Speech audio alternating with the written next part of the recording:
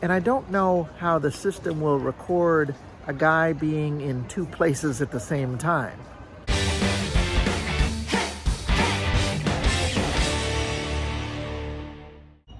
Hey guys, welcome to Jesse in Asia. I'm here on the Wuhan University campus about 30 minutes before my 8 o'clock class begins. And, well, my father-in-law, he was locked down yesterday. Things are getting really bad. I mean, really bad in Wuhan and all over China.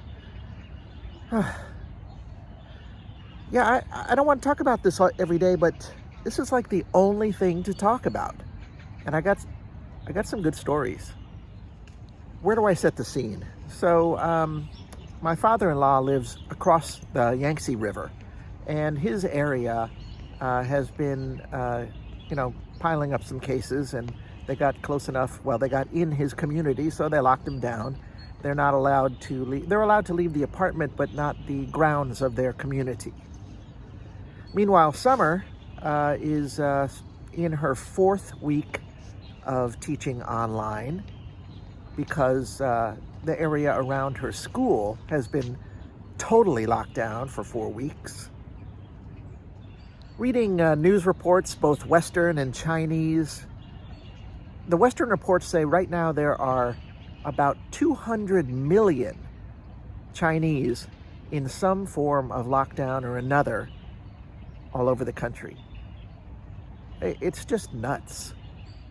Going from the ridiculous to the sublime, here on my campus, I live off campus, and we have had, all kinds of, we taught online for a few days last week, and now we're back on campus with special permission on our apps.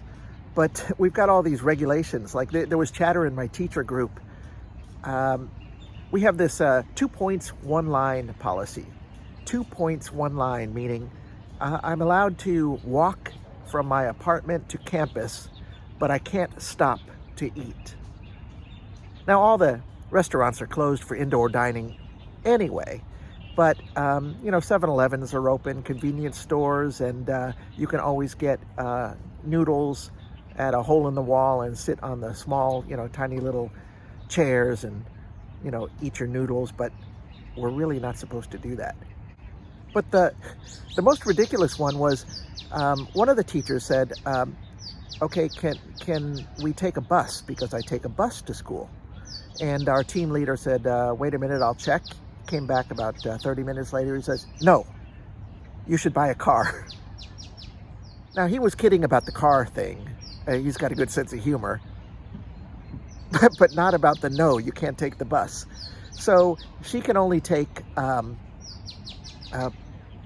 bicycle, e-bike.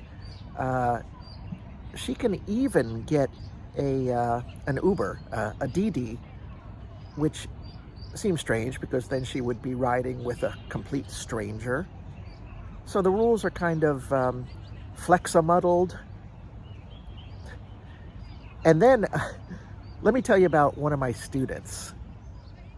Have to wait for that story. I have to get to class now, but yeah, you'll love this story. So I talked to one of my students. I wanted to see how he was doing being locked on campus for, I don't know, maybe this is the 3rd week, maybe only the 2nd week. I can come and go having applied for permission to get on campus, but students are locked here on campus, which, if I'm honest, I could think of worse things. This is a huge, beautiful campus. Their entire social life is here. A million different canteens, places to eat, KFC, hot pot. It's not like they're in prison. Anyway, I asked him what it's been like being stuck on campus. And he says to me, cryptically, there are ways. There are ways? Do tell. He goes on to tell me that he has a classmate who jumped over the wall, and now he's in Changsha in Hunan province to visit his girlfriend. Jumped over the wall. Actually, in the old days, long before this stuff, people jumping over the walls at universities was common. You know, they would have times when you could come and go, and if you get back to campus after, say, 11 p.m., you're stuck outside unless you jump over a wall or whatever. But times have changed. And, well, I'm going to go get my COVID test in a moment. And the thing is, we have to get a COVID test every day. And we've got a special campus app that records where we got the test, what time, all that stuff. So he's in Changsha. How does he do that? Let me get my test and then I'll tell you.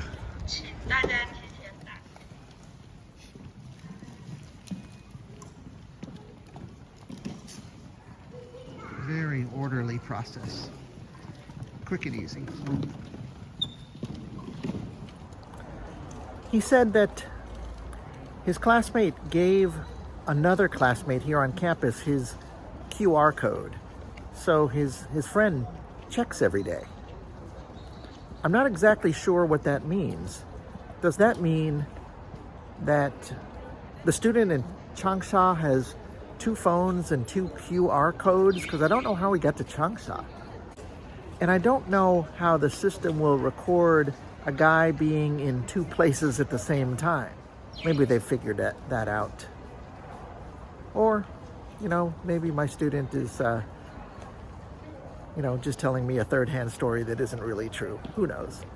Anyway, according to the story, the classmate is stuck in Changsha because of lockdown issues and now cannot return. He hopped the wall, so there's some, he's missing classes. There's going to be some, I'm not going to say hell to pay because a lot of people get away with a lot of stuff around here. Who knows? Good story anyway. Meanwhile, in Guangdong province, which is the province that is next to Hong Kong, there are about 500 cases a day and lots of lockdowns. But the news is that there were 888 flights canceled yesterday at the Guangzhou airport, which I think is kind of humorous because anytime you hear the numbers 8 or 88 or 888, it seems a little too lucky, as in the Chinese lucky number is 8 and 888. Well, anyway, there were 888 flight cancellations. That was 60% of the flights. And then this is the really funny part. The Guangdong official provincial agency reported, but that is not as bad as other cities, and it named some in Inner Mongolia and out west in Xinjiang and Lhasa in Tibet and some northern cities.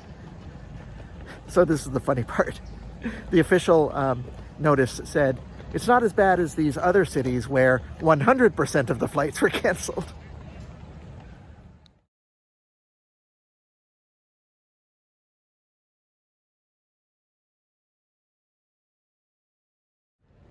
It's news reports like that where I lean on the great Jimmy Buffett.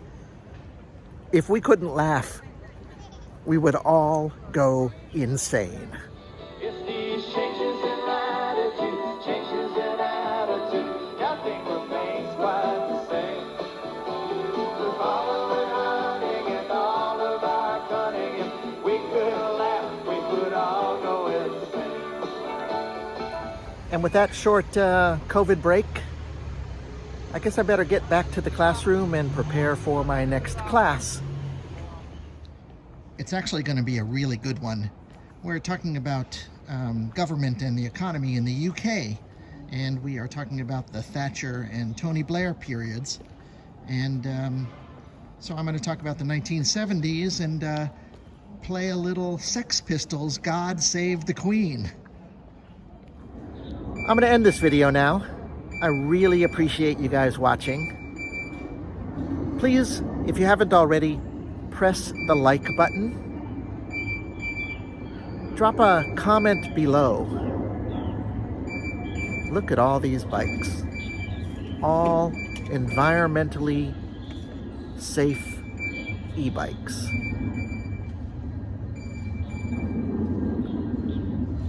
Yeah, drop a comment below and share this video. Sharing is caring.